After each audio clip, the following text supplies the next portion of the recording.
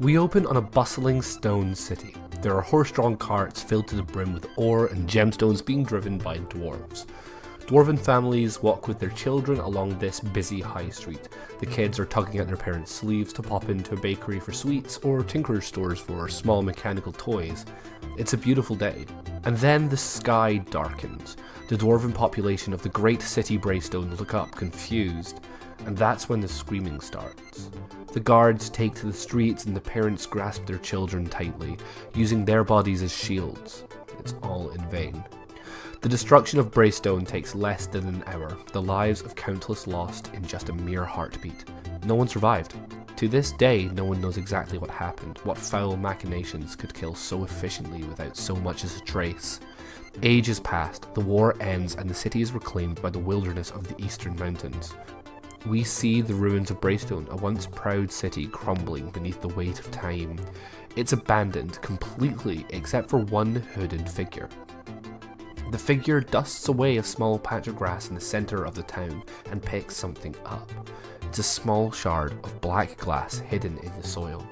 The figure beams excitedly and holds it close to their chest in almost a loving manner. They slip it into the pocket of their robes, and then they turn to face the west.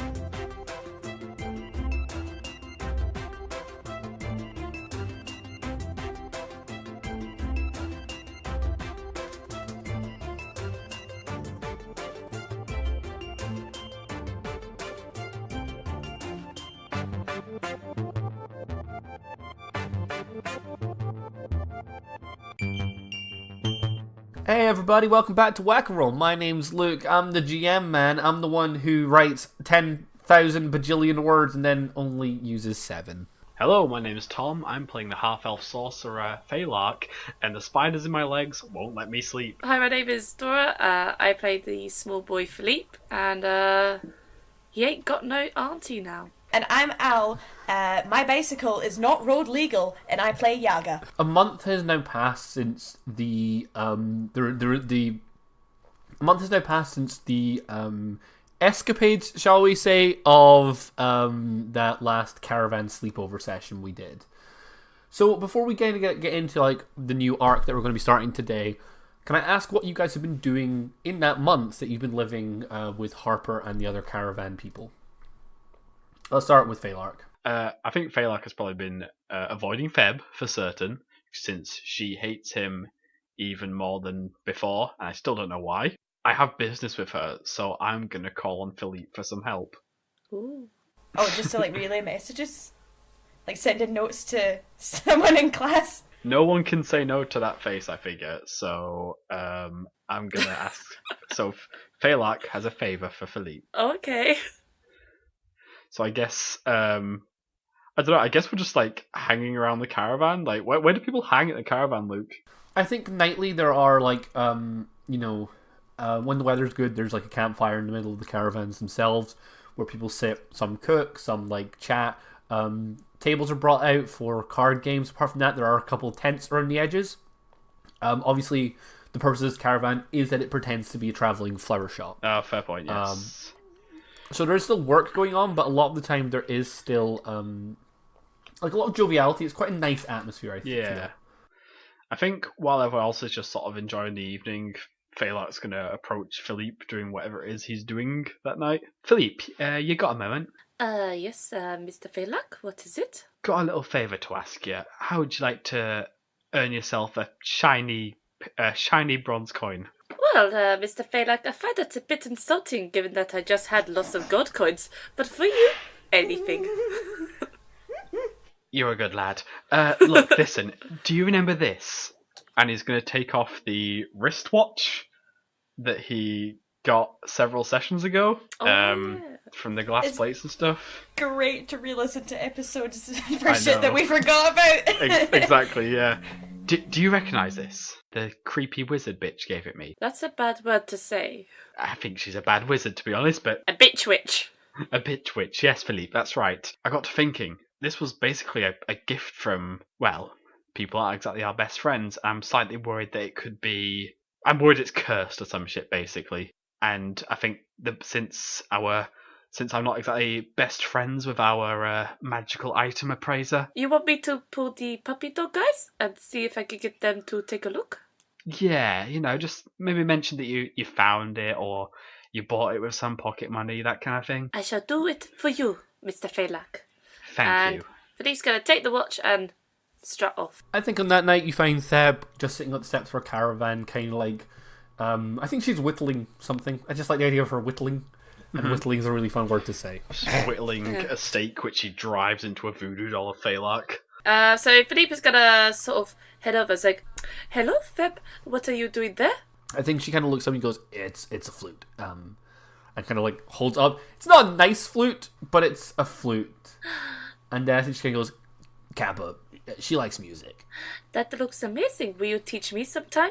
I think she kind of looks at you like one eyebrow raised and says, Sure, kid. I'm not great, but I mean, we can do that if it's something you really want. Not great? Well, you are 1,000,000 times better than me, so by my standards, that is great. What do you want, kid? Oh, yes. Well, I remember. I found this watch, and I would quite like it if you could take a look at it, because it's quite nice, but I don't know. I feel like there's something a bit more. So I think she takes off of you, and she looks at you and goes, You found this. Yes? You know, it's been like a month since you guys got here, right? Yes? This is Phelark's watch. I have seen him. Phelark's outfits are so stupid you'd never notice a watch. I mean, I was gonna try and, like, appease Feb's dislike for Phelark by being like, well, that is where I found it. It is kind of fun. Yeah, go for that, yeah. That's pretty good. Okay. I like it. Deception check. Oh, God. That's Dora's nat one, not voice.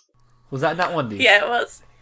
Wow. I think you are just beaming and like failing to puppy dog eyes so hard, but I also think that part of this nat one is that Phelark is poking his nose out and watching this really obviously. And like Philippe is gonna be like sniggering while he's doing it, like, you know when kids are like they're telling a lie, they're like and they're just sort of like Can't keep a straight face. So me! Philippe keeps turning around and winking at Phelark.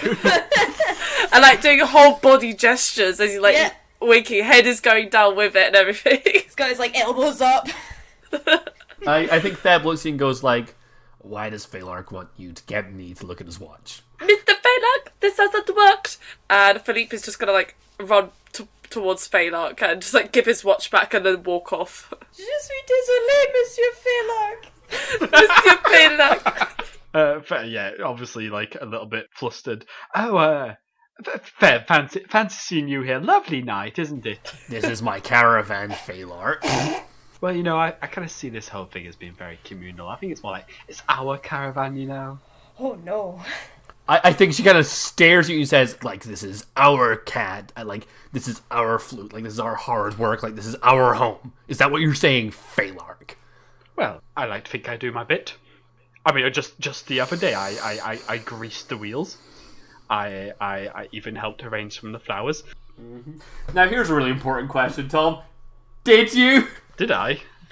Did you actually do these things that you're telling her you did? I mean, Phelark likes flowers. I feel like that's not too. The greasing of the wheels, maybe he didn't do a great job, but he probably almost like paying lip service, Wait, no! Hang on a minute! I have Wagon Master. I greased those wheels. Sorry, you have what? Wagon Master. I'm the Wagon Master. What is Wagon Master? I don't know, Luke. You gave it to me. And I have proficiencies in land vehicles. I think that Theb kind of stands up and she gestures to like the rest of the caravan, area, the field that you guys are in. And she goes, this, Phelark, could be your home. I don't give no shits. This, and she points and like kind of stomps her foot on the wooden step that she's standing on to her caravan specifically. This will never be your home. You are not welcome here. And then she just kind of like turns to go back inside. Well, I mean, maybe if one day you told me why that is, it's something we could work on. I think she just turns to you and says, No, you do not get to demand that of me. You do not get to demand anything of me, Phelark. I'm not demanding anything, I'm asking. Like it or not, these are our living conditions. I'm here. I decide like it or not. I take the nut, and then just kind of like turns around, and I think she just kind of like tosses the watch at you, and then kind of just stomps inside. Well, I tried, guys. Please keep trying to make please keep trying to make friends with her and failing every roll in regards to that. This is going to be the best thing for me. I didn't even get to roll. I didn't get to roll shit. You trusted Dora. She's got cursed dice. Hello. Okay, you know what? Can I roll persuasion on going? Just going. Theb, please. 18. Why do you have to shut me out? Starts to rain. Makes it a bit more dramatic. Yup, it starts to rain. I love that. Let me in, Theb. Let me in. At least tell me my watch is cursed. I'm really worried about this watch. Okay, so I think she stops for a second, and you're like, just tell me about the watch at least. And she reaches into her pocket and she pulls out that golden cigarette case that you've seen before. Yeah. She pulls one out that's kind of half lit, it's burnt down halfway, and I think that you see something on them that you didn't see before. Just because now she's obviously standing in front of you with her back to you, you see on these cigarettes that there are little numbers. This one has 0.0.5. That's not how decimals work. Yeah, that's stressing me out. No. I know it's not how decimals work. Apologise It's to not. the maths ladies. And she kind of sighs and she lights it and takes a deep breath and exhales like this cloud of like stars and glitter from mouth. And the watch floats up the same way it does previously, and she tosses it back to you and says, "It's a watch, Phalark. There's nothing wrong with it." Okay, well, that's something at least. She snaps the cigarette case shut, and as she does, you see a couple more things. There are multiple different kinds of numbers, all in this same format of number, dot, number, dot, number. Some of them, for example, are 1. And I think you maybe see that one that's like 1.00, that's bright red, and one that's like blue, that's like, .5.0 kind of things. And then when she snaps this little gold case shut, you see that there is a symbol on the front of it. Yeah. It looks like a plus sign. Okay. And could you please give me a wisdom saving throw? Just base 12. I think you get this splitting headache for a second when you fully clock that symbol. And I think you know exactly what this feels like. You've maybe felt it before. It feels like something from the dredge of your memory trying to surface and failing. Oh, shit. Okay. Okay. I think she just kind of like looks over her shoulder and says, "Phalark, I said it before, I'll say it again. Harper tells us that I need to work with you. I will be amenable. But this is my time. This is my life. You will stay the fuck out of it, okay?" Alright. Thanks for taking a look anyway. "You're welcome." And then she kind of slams the door shut behind her. And I think as she does so, I think her cat Kappa just kind of like shuffles against your legs a little bit, like, like does that little headbutt affectionate stroke, and then like darts into the caravan after her. So I think we're next going to turn to Yaga. So Yaga, what have you been doing during this month? Well, given her usually solitary lifestyle, she hasn't really taken to living with a bunch of people very easily. Mm-hmm.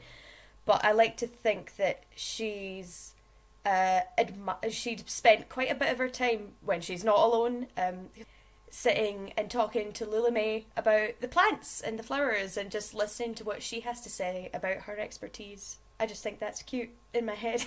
I think Lulame even like one day brings you out like a really wide brimmed like hat, like to protect against the sun kind of thing, and she teaches you about her plot. And like, That's wonderful. I think even like maybe doesn't even like at first like want you to like maybe like even like help out. I think maybe she like maybe treats Yaga a little bit too fragile the first couple of days. Well, it's we're coming at plants from two different areas of expertise. I'm like, how can I grow these things to make them most useful? And she's just like, pretty flowers. I think there's definitely like a degree of usefulness in there as well. Like obviously this isn't a real flower shop. It's like an organization base for fighting against an evil cult. Yeah. So like there are like herbalist things growing here, like roots, but like I think that they're kind of like styled in a very odd way. So like where maybe like she's cross pollinated like a patch, so that like it will be like like almost like a boundary of roots styled together to surround like a small batch of tulips. That's kind of like styled to look like almost like an ornamental garden. Well, secretly it's, here's some flowers. I'm using like prettiness and design to mask the fact that I'm growing like... Nightshade. Isn't Nightshade so pretty? Yeah, exactly. And that sort of thing we're talking about. And I think that, like, you know, the first couple of days, maybe she's even, like, brings you out a chair and, like, expects you just kind of, like, sit with a wide brim hat over, like, next to her while she works, and she just chats away with you. And she's like, oh, I absolutely love, like, planting tulips in the spring. You know, I love the way they look, darling. You plant your tulips in the spring? No, that's not how that works. No, it's not. Hi, I don't know much about, like, botany. Yeah, but I think, you know, that you guys, like, have some nice chats. Is there anything particular you want to like ask her or talk to her about? I think she's just kind of feeling a little bit useless given that nothing's happened yet, so she just wants to hear what other members of the group have to say about their own areas of expertise. So that's why she came to Lily May first, just to like get a feel for like what where they could start chatting. Listen, Yaga's very awkward because I am. Yeah, just give me like a persuasion check. Oh, charisma's +1, so 3. Like, I don't think it's like, unlike Tom's where like obviously there was like something at stake. Yeah. I think that this is just... to make friends. Yeah, I think this is just like, the conversations go awkwardly. Like, it's not like she's going to like open up instantly, be like, well, when I was a young orc, I think that like, you know, I think that like, I like the idea of it being almost quite smothering for you, like, she's a bit too friendly, which makes it really quite awkward. Where like totally, yeah, like that she's like very much like she fusses and fawns over you, and she's like, oh, let me just get that. Let me get you a chair. Like, is that okay? Do you want some like lemonade and like, you know, little things like that? Just like please, the fragile old lady things, just enact.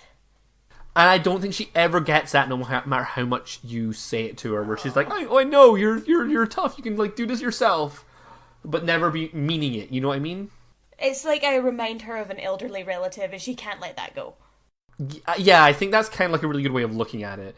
But it's all fine, and I think that like eventually, like, you know, by the end of it, you've got like a trowel, and you're helping out in this. Yay. And I think that you get a little bit of a hint into how the operation is run here, which is very much that like no real profit comes from the flower selling itself. But a lot of the side smuggling, and there's some like smuggling, selling of slightly illegal poisons and stuff like that to make a little bit of profit. However, and I think this is like the one thing that Lula May is very like strict with, and she's like, I don't sell my babies to just anyone. We vet everything that we can, and if we find out that anyone uses my babies for anything bad, anything that we don't think is like necessary, then we hunt those bitches down. I can appreciate that. And they meet, and she just kind of like pats her shovel with like her other hand. She meets Betty. I admire that wholeheartedly. It's a very noble way to run your business. As much as it isn't really a business. I'm pretty happy with it. I'm just, yeah, for now. Okay. Now, we have a specific order that we usually take like character scenes here at Whack a Roll. And I skipped that for a reason. So, Dora. Oh. I want to know what Philippe's been doing in the time, but I have one really important question that needs to be asked of Philippe specifically. What has Philippe done with the books? Oh, what, the books I wrote my name in? The MacGuffins, yes. Oh, yeah. Right now, they're probably just, like, sort of shoved to one side. Philippe ain't a reader. He's like me. He a dumb boy. It's probably just, like, shoved into his area where he's sleeping. Like, all his paintings and stuff is probably stacked on top of it. He just has them. I think maybe, like, day one, like, of you guys being here, the day after, you know, your auntie vanished, Harper approaches Philippe and is kind of like, Philippe, those books of yours, I would really like to study them. Everything that we could find out about the sanctum, I believe we're going to find in those books. Are you okay with me just taking them, or do you want me to come to you each day and ask for them? I would rather you come to me each day because I like to keep track of my books, given that it was a huge issue before.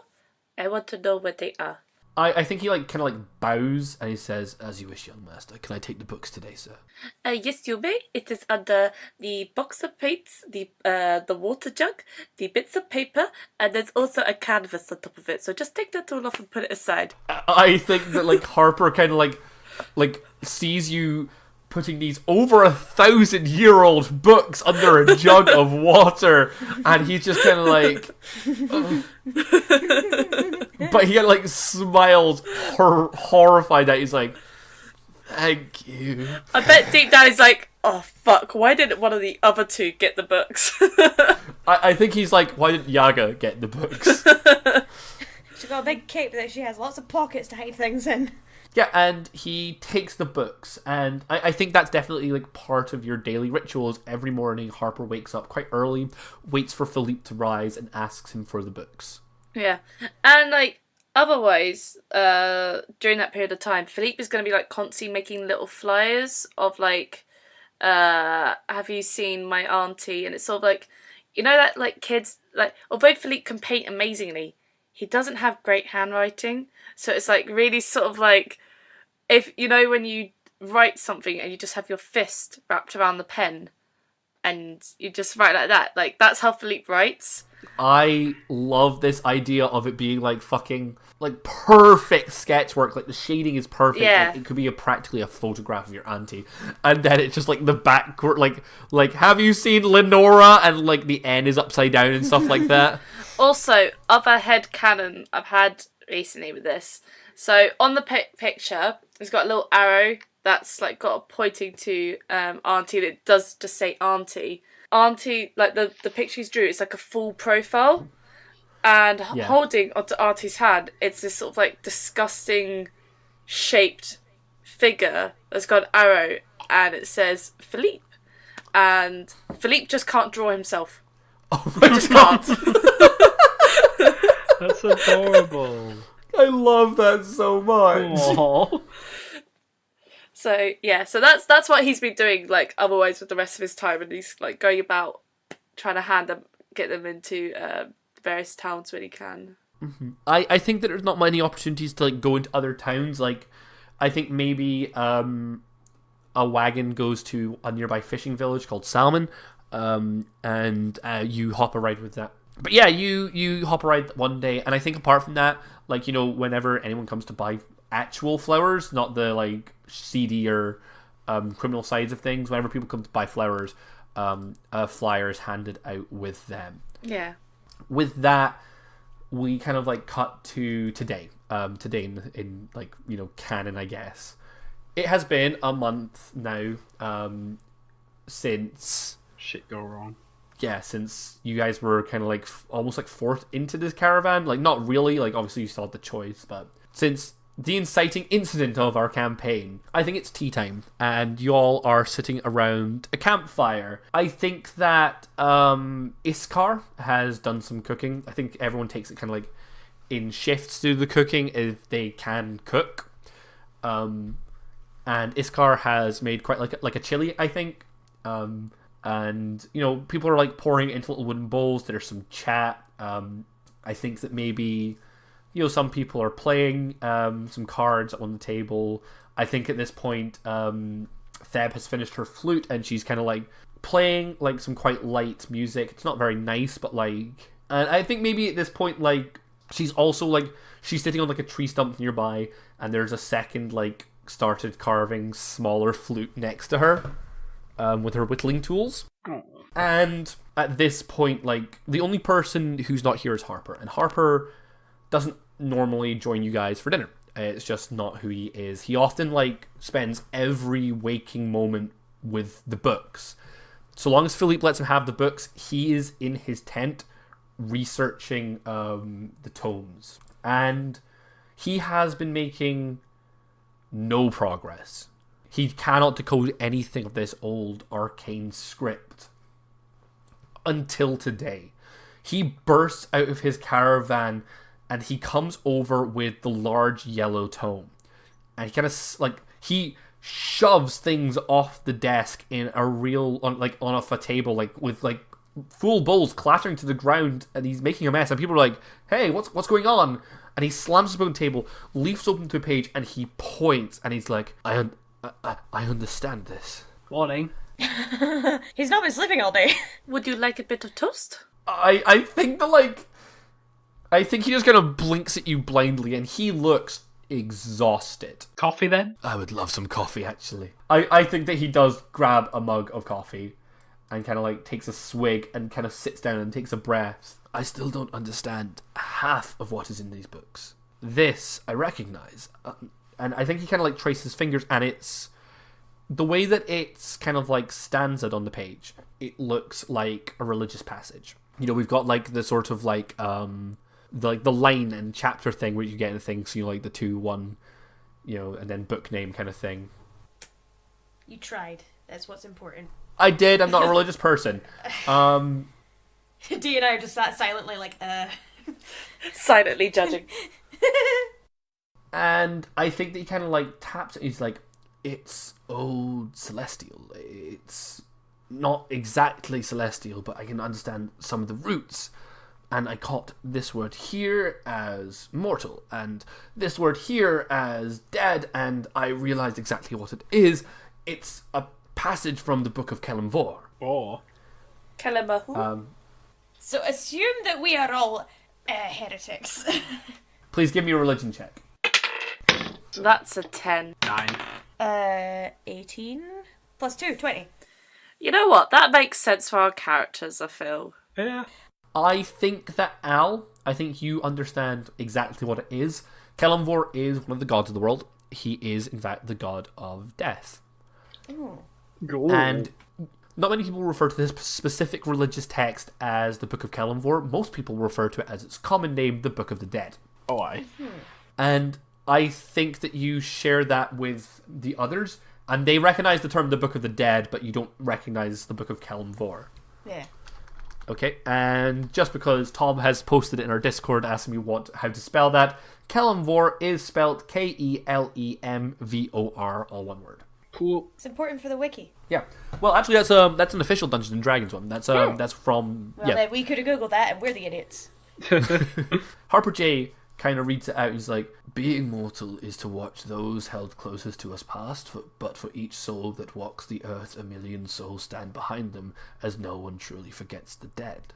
And I think he kind of like looks up and says, I've known of this passage for a while.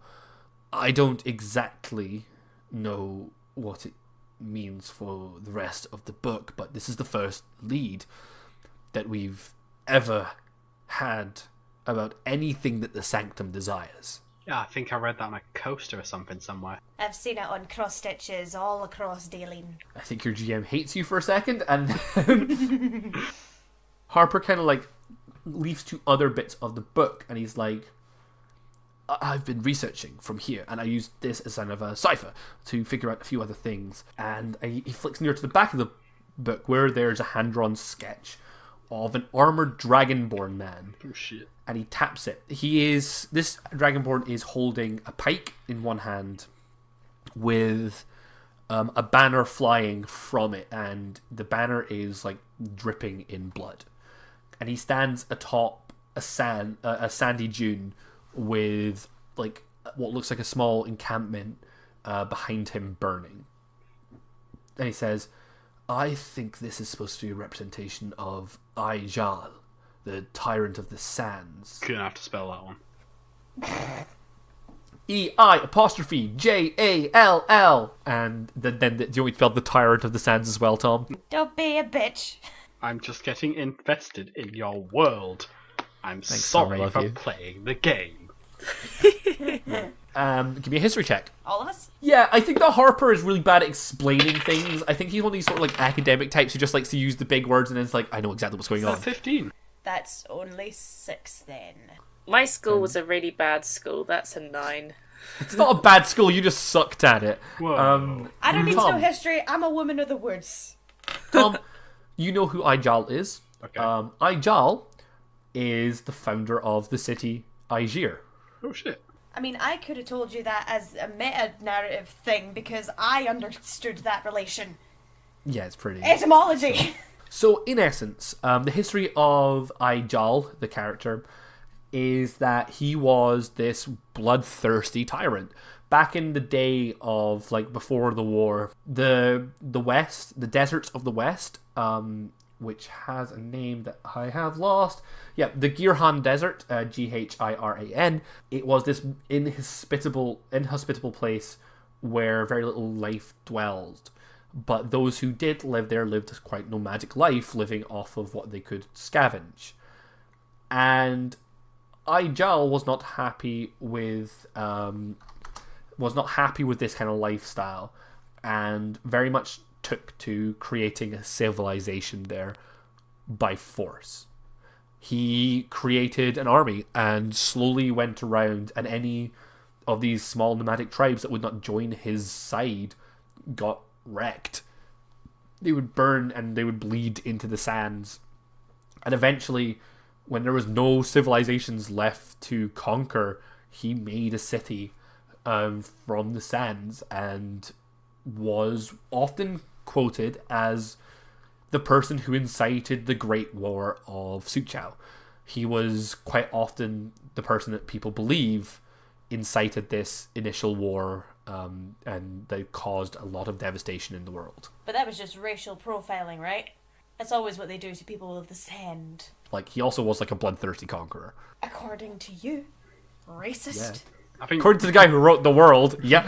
Racist. Maybe he was just like trying to find a new life, you know? For Himanda's bloodthirsty horde. You don't know. Yeah. Maybe they were trying to turn a leaf, Luke.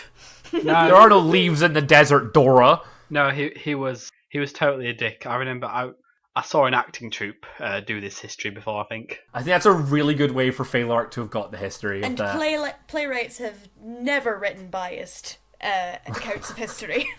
No, not at all. I definitely think that, like, at this point, like, Harper kind of, like, leaps back. He kind of shuts the book and he says, references to death and the land of death are abundant in this tome. I can't translate everything, but once I realized how to decode this, I could see it everywhere in this book.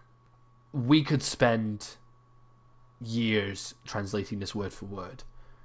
I have a better idea. And I think he looks to the three of you and says, how would you feel about a trip to Algiers? Oh, I do terrible in the heat. I've heard rumours recently of a necromantic cult that works somewhere in the city of Algiers. Of course you have. I'm well connected, Phalark. He's just kind of got like his head in he's got his head in his I hands. sleep and around it's for just like, information, Phalark. I fuck the bone daddies, Phalark. My mom listens to this! We know. I think that if anyone could make connection about this, who would know anything about the Ijal and the Book of Kelemvor, if there's a connection there, they might know. I think that it's a lead, at least. It's just as well I got myself a sun hat. I mean, what are you hoping we'll find there? Literally anything, Faye. If we can figure out... Sand good? Because I think we're going to find sand. We could. It Are gets you wanting everywhere. sand? Yes. And it feels coarse on my skin. I mean, we weren't going to get into a desert without making one fucking prequel meme. I know, I'm I getting guess. out of the way. We don't know exactly what the Sanctum is looking for. However, if we can get one step ahead at any avenue, then I consider that a win. I suppose. Do we have any... it's a long shot, but we don't happen to have any... You don't know anyone in the area? Give me a persuasion check. I rolled a 26. Her name is Mistress Eileen. Okay, and she is... She's a concubine. Oh. Yes. I got that from the mistress title. You dog. It's not like that. She used to get information for me. Psst. What's a concubine? No. no. Never mind. It's a lady who is paid money to spend time with people who are lonely. She knows the city well. She talks to a lot of people there. If anyone would know anything, I would assume it to be her. I suppose we're going to go travelling for probably several days, then go and find a concubine in the middle of a town that we've got no idea how to navigate.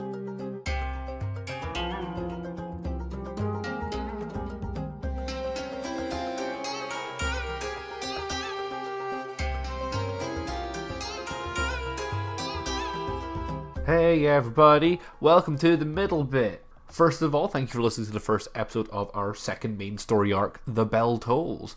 I have a lot planned for this one, and I promise you it's going to be good. We do have a quick announcement to make, but before we get to that, I want to quickly plug our social medias. Don't forget that you can follow us on Twitter and Instagram, as well as subscribing to us on whatever podcast app you use. Getting in contact with us, however you should choose to, get your name added to a pool to be plucked out and used for NPC names.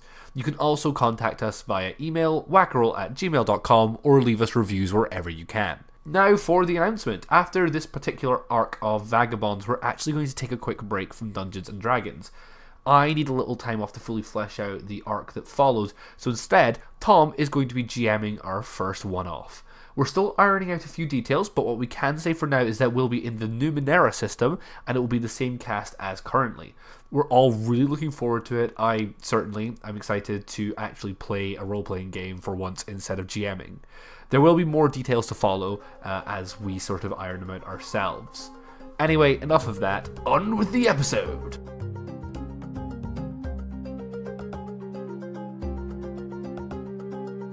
You guys know what the mission is now. Yeah. The next question is... How do we get to the desert? I'm excited. Well, I'm a wagon master. I can paint racing stripes on the wagon. Zoom! Harper, do you have any means of transportation? I mean, you can take the flower cart. And I think I am very much imagining like a shitty wooden mystery machine. Oh. Yes. Like- So it's painted with flowers. It's just like, I don't think it's like a full cart. I think it's like kind of like a half cart with maybe like a little like canvas rigging over the top of it. Mm-hmm. That the canvas is like, you know, quite garishly yellow and pink with like these like, you know, like yellow with these big pink like flowers on it. Right. So, picture this. Philippe's going to get his paints out.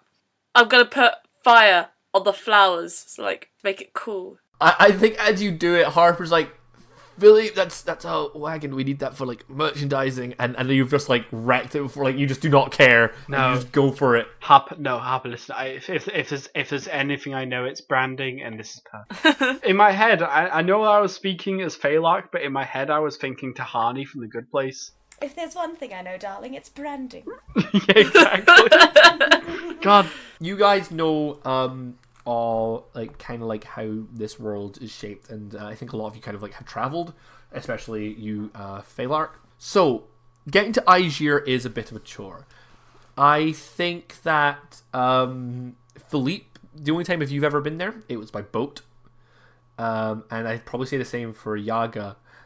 Phalark, you're aware of the physical road there that carriages can get to, but it is not a road so much as it is the easier to traverse part of a desert. is it like a sandstorm where we have to follow a series of flags in there that just appear out of the fog as we go through? I'm just imagining like video game logic for this. I actually quite like that idea. Yeah, it is just like a series of markers, and I think they're more like traditional stone markers, Right. placed in intervals to kind of like tell you which direction to move in to get there. Okay. Cool. As a group, you kind of have two options. The faster route, and generally considered to be the safer, would be the desert. To attempt the crossing through the desert, because between where you are now, slightly north of Tayvale, and the city in the far east, there is a small town called Sandy Pines. Sandy Pines is a town where guides often like reside, and you'd be able to get a guide there that would be able to take you through the desert. Sandy Pines. So dead pines? The other route is to head a little bit further north from there and travel through Fjord Aether. Traveling through there would allow you to get to the city of Free Cove, which is a pirate town, and there you'll be able to probably charter a ship down to Aegir's Traders Bay. Now, here's my thinking. We're trying to do this without getting detected by a weird death cult. And I think if we go through, if we try and hire a guide, that's going to leave a paper trail. Somebody's going to, know that we're coming. If we go through the underbelly of the lawless with the pirates, I think we're unlikely to be detected, but also more likely to actively be betrayed. So, pluses and negatives everywhere. That is true. But, and Phalak is going to, adjust his hat. So, I do have this cool tricorn. They might just let me in. If that's how that works. I also have ties to certain pirate beings, but I'm not going to try and utilise that to my advantage. It would unnecessarily put them in danger. Okay, something to unpack there, but again, we'll save it for later. It's none of your business, frankly. Well, what is my business? Can you corroborate my claims that pirates are indeed very fashion conscious? I will absolutely stand by that. That is not up for dispute. Yes, that is canon in this world, and now Luke has to deal with it. Tom, he was playing with you. There was no way he was gonna have unfashionable pirates. That is true, but I will get a bonus to charisma for it. Okay, team. So are we currently leading towards heading up to Free Cove? I am. I don't know about everyone else. I understand Yaga's logic. I do. I'm just a bit worried about the pirates. I also do want to go the fastest way. I will say, by the way, team, you don't need to stop for a guide. Well, yeah, we do. We're not smart enough. Yeah, we were just arc will end with us just dying in the desert. I'd be willing to not stop for a guide. My vote is going to Sandy Pines purely because if it's quicker, if it's quicker and we can get there without having to, interfere with some more underhand types. I know that's kind of our bag, but Legward wants to talk. Yes, I know, but at the moment, do we really need more of that? Or do you want a simpler approach? I would like to get there faster, yes. I mean, Yes. having a map wouldn't hurt. Harper, Yes, children. which one of you is the cartographer again? I think he kind of looks and goes well, and he kind of just eyes Findy Lego's caravan. Oh, good, the bastard. And we cut to the caravan.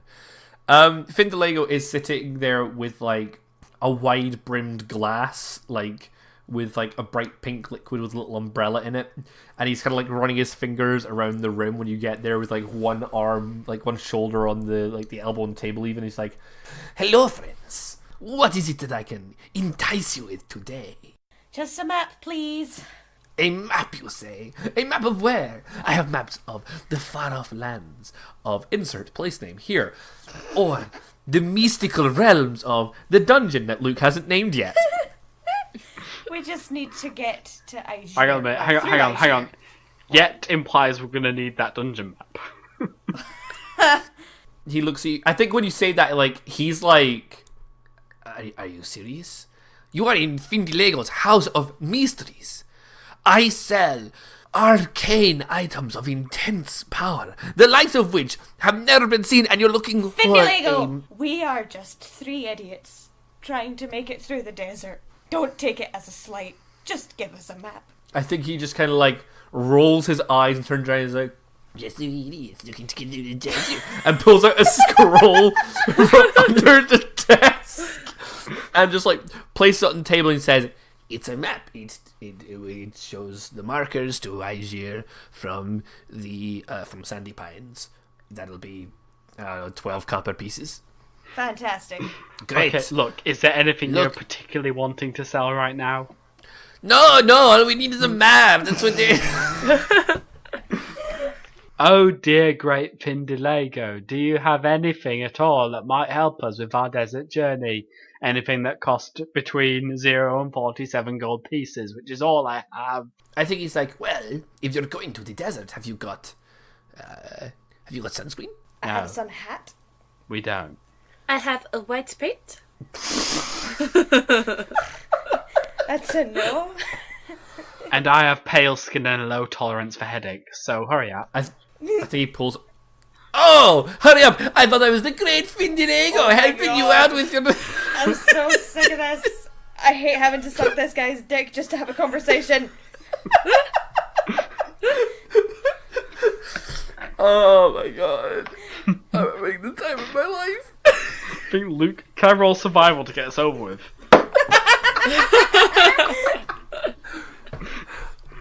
It's an give me a 8. survival check. Oh, Oh wait, no, proficiency, 11.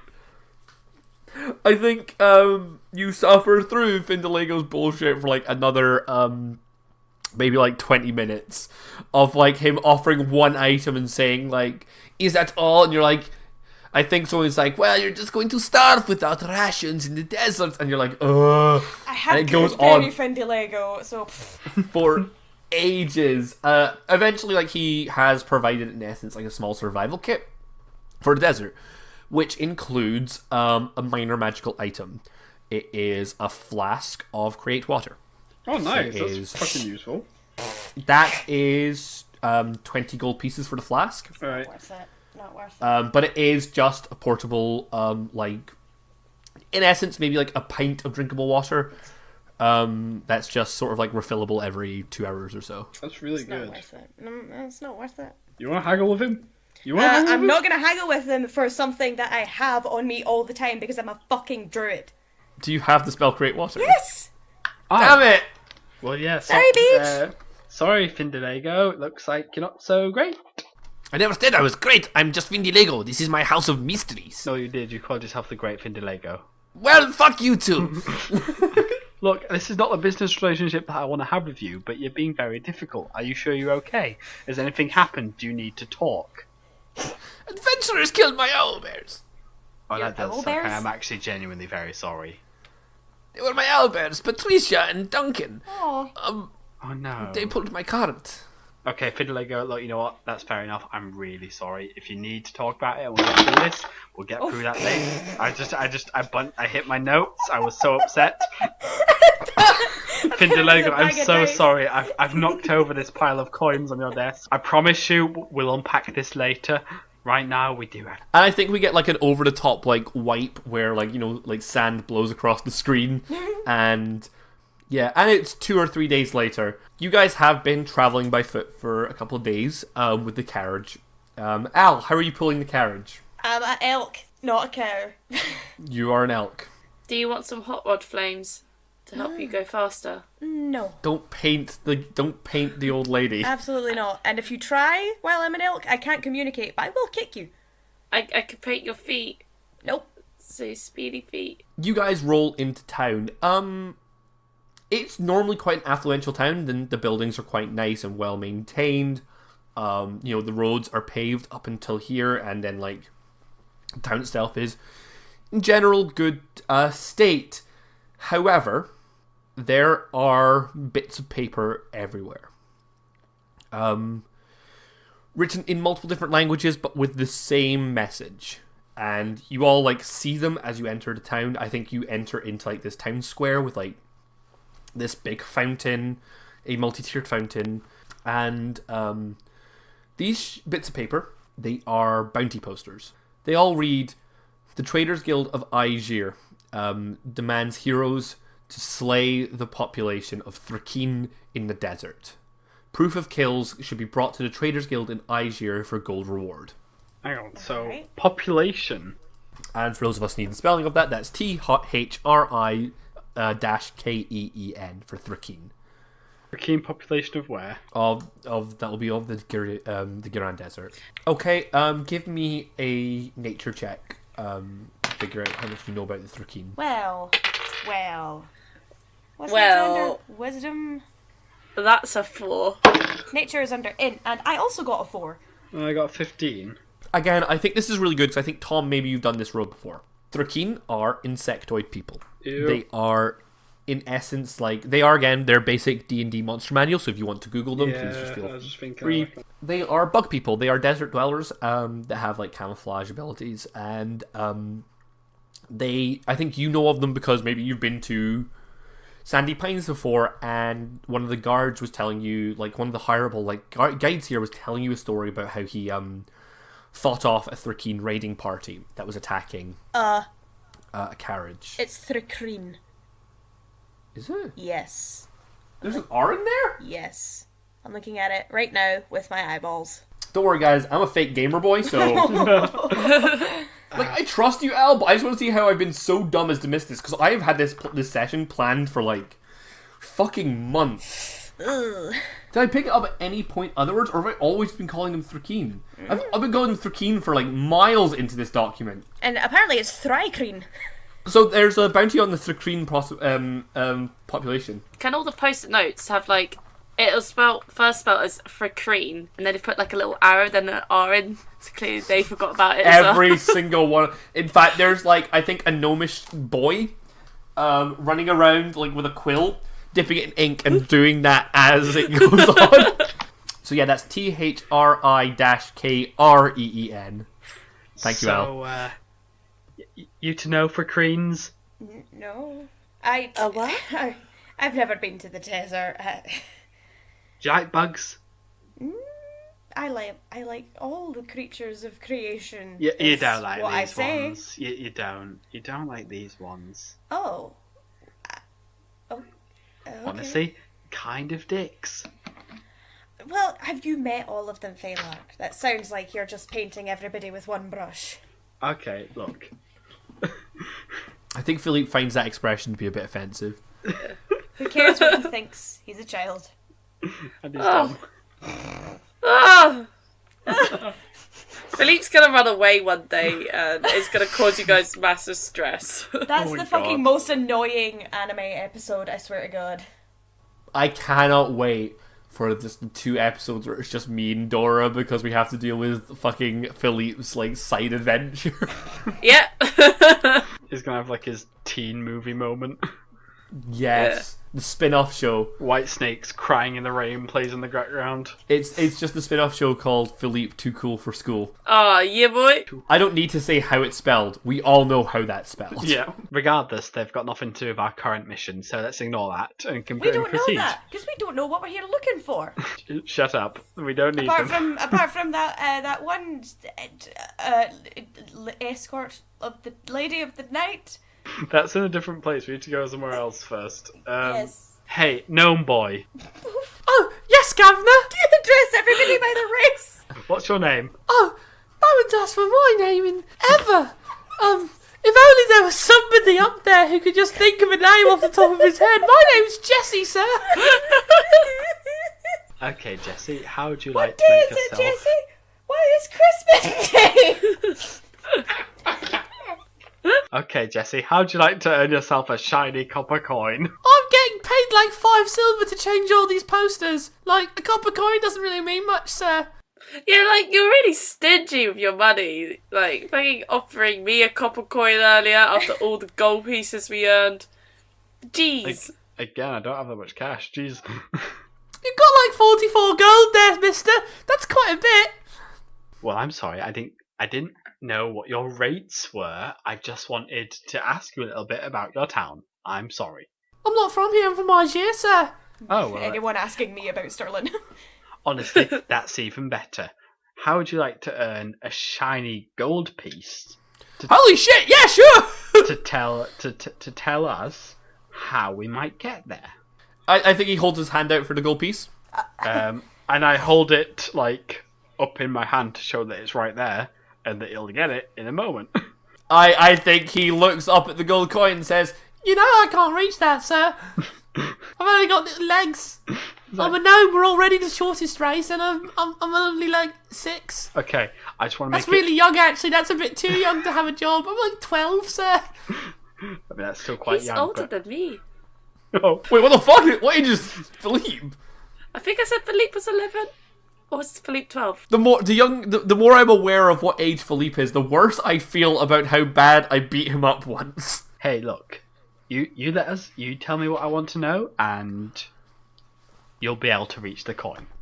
How about this then, sir? You pay me and then I give you the service, you little shit. For God's sake. We're at an impasse. Whoa. Someone budge. Whoa. Hey, look, you are being very heightised right now. Just, Oh look, it's not even about height. I just wanted... Fuck it. Okay, before I get judged anymore, Speaking about height, you're purposely holding it away from him. It's about height. It wasn't meant to be about height. It was Whereas just meant to everybody be. else It was meant in to be this a thing. conversation is like a foot shorter than me at least, and I'm just like, nah, y'all just deal with it. I was just trying to say that I didn't want to give him the money until he'd actually told us what we were supposed to do. But fine, I'll just give it to him willy-nilly, and then he can hopefully tell us and not run off with it. Here you go, little boy. Here's the gold. I'm right here for this entire thing, by the way, so I can hear everything you say. I know. I'm just scolding my son. Mr. Jesse, please forgive my travel companion. We've had a very long journey and the sun is very hot. That's okay. Do you give him the gold coin? I gave him the coin. I said that. I think he puts it in his pocket and he's like, I want you to know that I could run away right now, but I'm not going to. To get to Asia, you just walk through the desert, sir. Okay, so let's hit the kid. Hold on. Roll initiative! He's fucking with 3 spellcasters. He's the dumbest piece of shit in the desert. The dumbest piece of shit in the desert is my new catchphrase. I love that. I rolled a 19 on initiative. What did you roll? Wait, what? We're rolling initiative? I am. Apparently. You're beating up the gnome. Okay, look. Listen, boy. How's this for a persuasion check? You tell me what I want to know. I'll cast fly on you. You'll be able to fly for like 10 minutes or some shit. You're going to give me, a 12-year-old boy, the ability to fly magically? If you tell me what I want to know. Holy fuck yes! Right, now tell us where we can get a guide to Asia. Oh. Off the books. I think he kind of raises his eyebrows and says, what do you mean off the books, sir? Well, we're trying to travel with a little bit of discretion. I think that... Now, you see, I'm in a really interesting position right now where it's, how much would, like, a 12-year-old boy know about the fucking criminal underworld of, like, smuggling people into, like, a city? He's a 12-year-old with an employer. How Fair. We are playing hide and seek, but it's a very advanced game of hide and seek, so we're trying to cover our tracks. I think that's maybe a bit condescending. Mate, we're on kids level, you know. He's 12 though, he's not an idiot. I'm like 11. You are an idiot though. This kid's an idiot. He's not. He got gold coin at you fucks. Yeah. And then he's about to get the ability to fly. I think he kind of looks at you and goes, alright, look, most of the guides, they spend their times in the inns. Around here, there's 3 inns. There's the Golden Inn. That's on the other side of town. It's closest to the desert itself. There's... Wait, are we... Sorry, I've been spacing out. Are we in Sandy Pines? I thought we'd already gone through it. No, you're in Sandy Pines town. Well, then what the fuck are we doing? Let's get out of here. We've got a map! Oh, yeah, we do, don't we? Jesus Christ. Alright, time to kill the child so he doesn't tell anybody. Look, the desert's hard. No, it's not. It's quite soft, actually. It's all sand. We've Jesse, kind of got I heat swear to stroke. God. We didn't get a cool summer clothing montage. So Phalark's overheating in his black garb.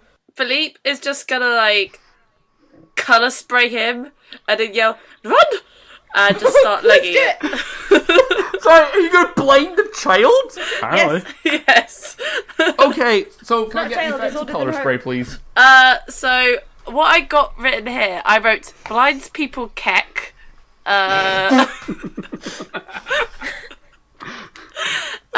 Roll 6d10, and that is the total of how many hit points of creatures you can hit. And yeah, I think you just spray this child with like pain, and he's like, "Oh my eyes! I'm never going to see again. How am I going to add the letter R into all these posters without my precious eyesight?" Okay, before we It was fucking my split, favourite of my 5 senses. before we fucking split, did somebody pick up one of those posters? I guess. And are you taking back your gold coin? Did he drop it in the confusion? No, it's in his pocket, but he's blind and crying. You're a rogue. You've got pickpocket, right? I'm a sorcerer. You're of the roguish But I type. do have sleight of hand, so in for the penny, in for the pound. That is altogether... Oh, hang on, that's... In for the copper. in for Wait, the are you robbing him for more? I don't know, Luke, tell me how good a 15 gets me. Do it with advantage because he's also blind. Oh, brilliant. Oh, 20. Not nat. Okay. You reach into his pocket and grab not just like Your money. the gold coin, but you also find like a handful of other coins. Do you want to take those as well? I'm sure it's not that many coins, right? He's getting paid 5 silver an hour. No, I'm just gonna like take my coin back and say, and let that be a lesson to you. And then What blinded me? And then making tracks. I'm making tracks.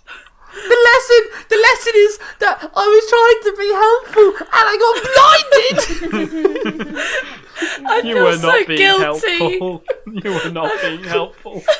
I feel so bad. I'm sorry, little boy, but you were being about as helpful in this situation as I was, and that's not at all. So let's just go. Well, fuck you, sir! We've run off. Oh, this is gonna bite us in the ass. Jesse's gonna reappear. He's gonna be the final boss at the Oh, end of this no. whole thing, and Oh, he's just dear. gonna murder us. It's Jesse, King of Aegea. Do you remember me, Faylark? You once promised me the ability to fly. Well, I can fly on my own volition now, Faylark. He just sprouts the enormous angel wings and casts off. I will rain pain from the heavens. It'll be It's Jesse okay. final I form. probably deserve it. One-winged angel starts playing.